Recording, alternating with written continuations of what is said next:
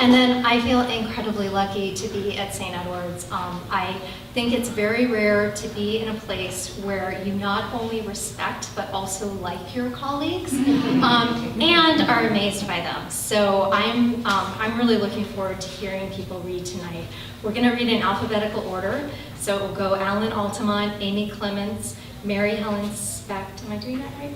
Yeah, me, and then Michael Yang. We'll each introduce each other for the sake of brevity. And that means that luckily I get to start with Alan Altimont, who has been translating the largely neglected Latin poetry of Marbod of Rennes, the only early medieval European to write poems about himself, his sexuality, aesthetic experience, and the writing of poetry. Alan is an associate professor, aren't you? Yeah, of English at St. Edward's University, and I will say he is also one of the most beloved. Please welcome Alan Altimont.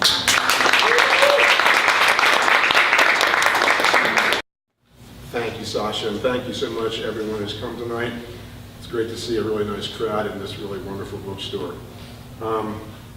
So let's see. This is the 5th chapter of a 10-chapter book, which was this poet's last work that he wrote. He was in his 70s when he wrote it. There's some evidence, or he claims in one of these poems, that he was going blind at the time, so that's kind of interesting, but that might have just been a poetical convention, you know, Homer went blind, so you should go blind too. And they're these essay poems, and they're really remarkable. They're very chatty. They reveal things about the poet, and this is at a time when, you know, the only other really kind of well-known poetry that we still read are the kind of heroic epics of the Song of the Cid and the Song of Roland, and you know nothing about those poets. So this is this Marbod, his Bishop of Rennes, and this one is on old men. Old men. Old men, and I'm one, are vexed by so many troubles, most of which come about because our bodies, with all their slack joints, are preparing to fall apart bit by bit after we've died and been buried. Strange, though, how my mind, shut up in my body, neither grows old nor renews as death slowly frees it. Here are the sore spots most of us old men complain of. New pains trouble some new part of the body. Now his head or his chest hurts, now heart or side, or now nether parts ablaze, wrench out groans. The whole body hunkers down, unbearably cold, and piling on layers of clothes scarcely makes him feel warmer. Besides, the weight soon oppresses his weary old bones, and then he's whining for someone to pull off those layers. He has to endure either the weight or the cold, but managing neither, each in its way makes him sink, while each wears him out, but won't give him a moment's rest. When hit by sudden fever, he crawls with fear and casts off warm clothes, but then the cold scares him. A thick cloud covers and darkens the eyes of some who can't make out the old servant's well-known face. Others, wide-eyed, search for the light that is left them. Then there's the one whose molars throb to their roots when twisting off his share of the bread with his teeth and thinking just then he'd rather drink food than chew it. So he cuts back on eating till, toothless at last, he can't do it. Burn-out taste buds, no help for a weakening palate. Lastly, the voice is deformed in his toothless mouth, and the tongue behind loose flapping lips simply babbles. Then there are those with ear canals so silted up, even the loudest screaming won't enter to scare them. Certain others, whose noses no longer work, can't tell a whiff of frankincense from a fart, and thus don't know whether they should be pleased or embarrassed. Never again will sleep be as sweet for the old man. Never again gentle sounds revisit his ears, and never his soul be refreshed by the breezes of summer. Never will drink or food delight as they once did. Some of us, keeping busy, putter along, treating others to endless meandering sermons. Old men grimly sock away all of their gains, lest they go broke, fearing to spend what they have, and just when much less is needed to see out their lives, they guard brimming coffers, dreaming of living much longer. What genius saves up a fortune to take a brief trip? or foolishly chooses, with just a short way left to go, to make the trip harder by shouldering heavier money bags. Even more maddening is he who just sits on his gold.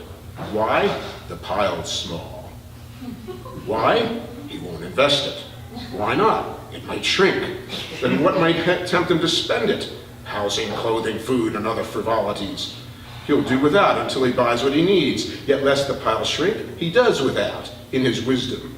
Set on being a fool, he flaunts his foolishness, grumbling he'll buy someday the thing he needs. But old men have ice-cold blood that shrivels their innards, misers needing only not to seem needy. That's why old men overrate sensual pleasures, many thinking them life's most valuable assets. Fucking, it's said, among the most favored of these, though rusty deadbolts won't slide without a good greasing. So while every man, this is a bishop, a Catholic bishop, so while every man yearns to reach his old age, every man hates and curses it once he's reached it, and finds sex fails to deliver those good old sensations for which we old men are mocked by ignorant youngsters. Old age has brought on much that I have found pleasing, and I won't deride those old men who thus are abused, any more than I'd claim that a youth cannot earn praise for certain virtues while still being versed in some vices. Since old age is known to dispel our uglier urges, but keep the mind fit with good ones, I praise my old age. I praise it because old men are worldly wise, because they strive to live calmly and love their long naps, their sage dispositions tamping down wanton behavior, because they are often called upon to avert disasters by sound advice when the outcome's in doubt, or tactfully broker peace between wrangling factions. Since old men suffer from the sickness of greed, they therefore mostly cheat only themselves, saving for death what they might have spent in their lifetimes. Because as time passes, either their strengths are drained or the onslaught of illness vexes destitute elders, I can no more fault them than a babbling boy of a boy for failing to stand among elders or work with young men, or blame boys and youths for being weakened by illness. So surely the law of nature sets the distinctive traits for every age while dispersing the flaws. Though cloudy oblivion sneaks up on the old, who, once clear-headed, find themselves suddenly addled, I am sure that this is not to be blamed on their age, but rather on their uncultivated minds. Truly, dementia catches up much sooner on those whose wild youths earn a horrid old age. The young who exerted themselves in serious study blossom, we've proof, in happy and much honored age, when saying by heart with passion and eloquence tales of recent events or stories of earlier times. On the other hand are all the boys and young men who told a story just yesterday can't recall it. What causes weak minds is not your particular age group, whether that's young or old, but personal habits. Excess unchecked weakens minds of all ages. Discipline safeguards or strengthens the minds of each age group.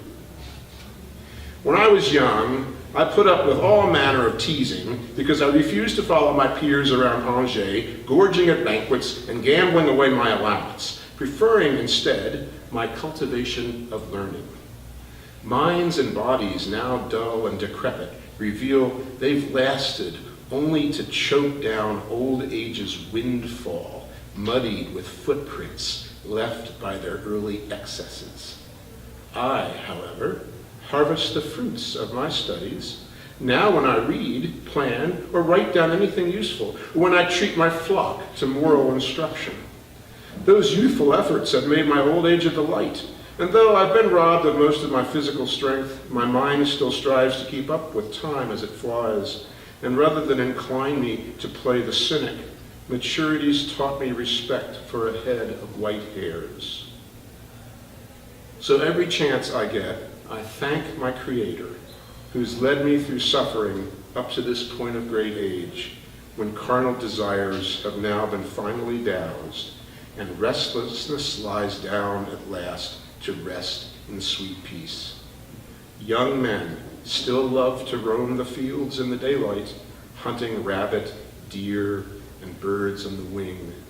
By night, they delight in feasts, games, plays, and bright song.